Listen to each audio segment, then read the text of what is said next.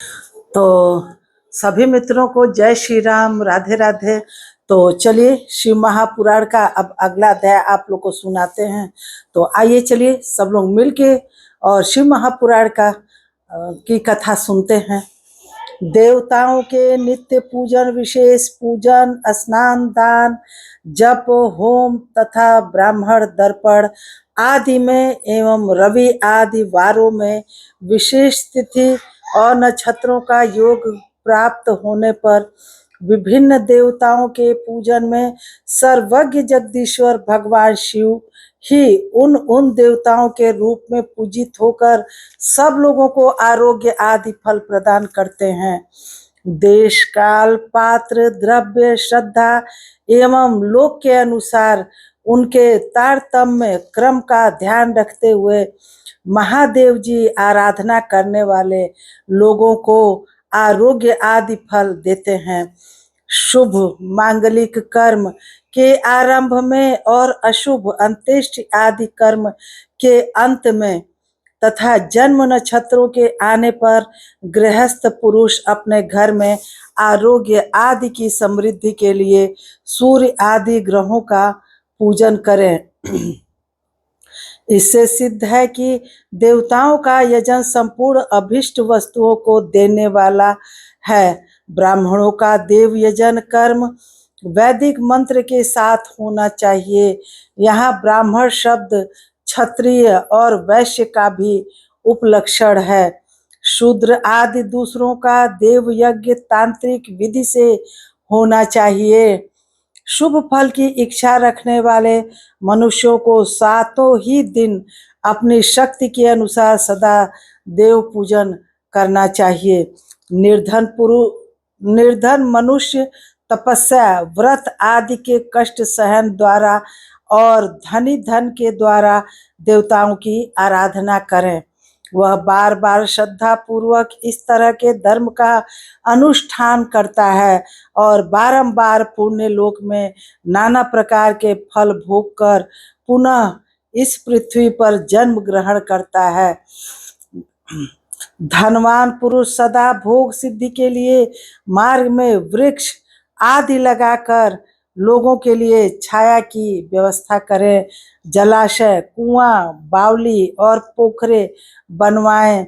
वेद शास्त्रों की प्रतिष्ठा के लिए पाठशाला का निर्माण करें तथा अन्य प्रकार से भी धर्म का संग्रह करता रहे। समयानुसार पुण्य कर्मों के परिपाक से अंतःकरण शुद्ध होने पर ज्ञान की सिद्धि हो जाती है।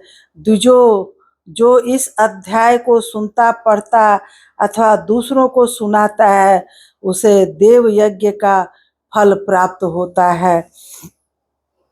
इस प्रकार से शिव महापुराण के अंतर्गत प्रथम विद्येश्वर संहिता में अग्नि यज्ञ आदि का वर्णन नामक 14वां अध्याय पूर्ण हुआ।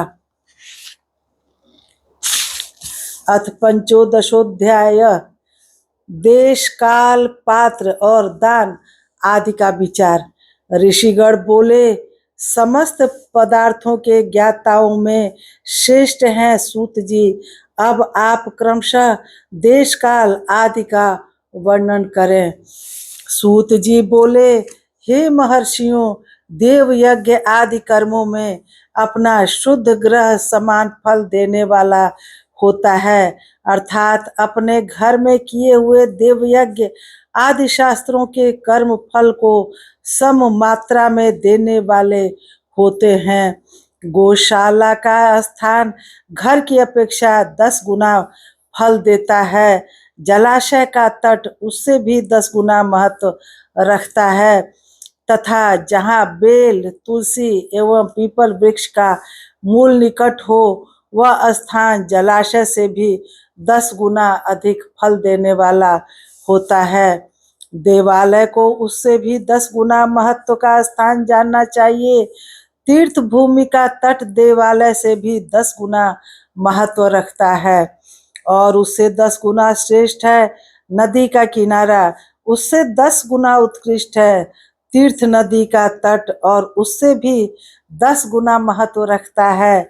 सप्त गंगा नामक नदियों का तीर्थ।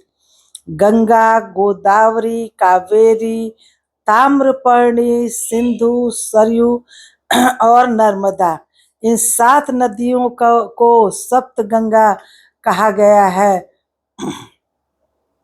समुद्र के तट का स्थान इनसे भी 10 गुना अधिक पवित्र माना गया है और पर्वत के शिखर का प्रदेश समुद्र तट से भी 10 गुना पावन है।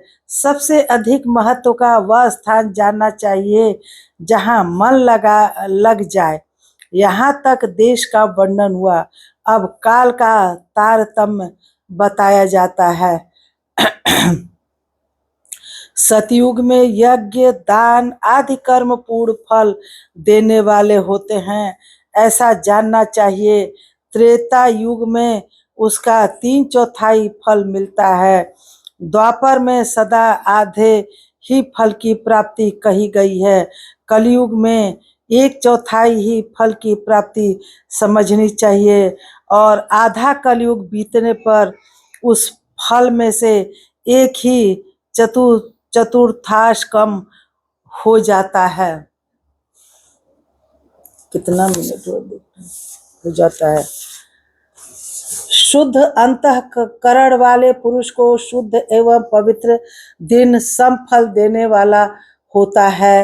हे विद्वान ब्राह्मणों, सूर्य संक्रांति के दिन किया हुआ सत्कर्म पूर्वोक्त शुद्ध दिन की अपेक्षा 10 गुना फल देने वाला होता है, यह जानना चाहिए। उससे भी 10 गुना अधिक महत्व उस कर्म का है जो विषु नामक योग में किया जाता है। दक्षिणायन आरंभ होने के दिन अर्थात कर्क की संक्रांति में किए हुए पुण्य कर्म का महत्व विषु से भी 10 गुना अधिक माना गया है। उससे भी 10 गुना अधिक मकर संक्रांति में और उससे भी 10 गुना अधिक चंद्र ग्रहण में किए हुए पुण्य का महत्व है। सूर्य ग्रहण का समय सबसे उत्तम है। उसमें किए गए पुण्य कर्म का फल चंद्र ग्रहण से भी अधिक और पूर्ण मात्रा में होता है। इस बात को विज्ञ पुरुष जानते हैं। जगत रूपी सूर्य का राहु रूपी विशेष संयोग होता है, इसलिए सूर्य ग्रहण का समय रोग प्रदान करने वाला है। अतः उस विष की शांति के लिए उस समय स्नान, दान और जप करना चाहिए। वह काल विष की शांति के लिए उपयोगी होने के कारण पुण्यप्रद माना गया है। जन्म नक्षत्र के दिन तथा व्रत की पूर्ति के दिन का समय सूर्य ग्रहण के समान ही समझा जाता है, परंतु महापुरुषों के संग का काल करोड़ों सूर्य ग्रहण के समान पावन है, ऐसा ज्ञानी पुरुष मानते हैं। तपोनिष्ठ योगी और ज्ञाननिष्ठ यति ये पूजा के पात्र हैं, क्योंकि ये पापों के नाश में कारण होते हैं। जिसने 24 लाख गायत्री का जाप कर लिया हो, वह ब्राह्मण भी पूजा का पात्र है। उसका पूजन संपूर्ण फलों और भोगों को देने में समर्थ है। जो पतन से त्राण करता अर्थात नरक में गिरने से बचता है, उसके लिए इसी गुण के कारण शास्त्र में पात्र शब्द का प्रयोग होता है। वह दाता को पाप से त्राण प्रदान करने के कारण प्राप्त कहलाता है, पात्र कहलाता है। तो चलिए इस अध्याय को अब यहीं समाप्त करते हैं, क्योंकि 10 मिनट से ज़्यादा नहीं बनाते हैं कि आप लोग को ज़्यादा देर बैठना न पड़े। तो मित्रों, अगर हमारा ये शिव महापुराण की कथा आप लोगों को पसंद आए तो प्लीज़ सपोर्ट करिए, लाइक करिए, कमेंट करिए, चैनल को सब्सक्राइब करिए और मेरा सपोर्ट करिए।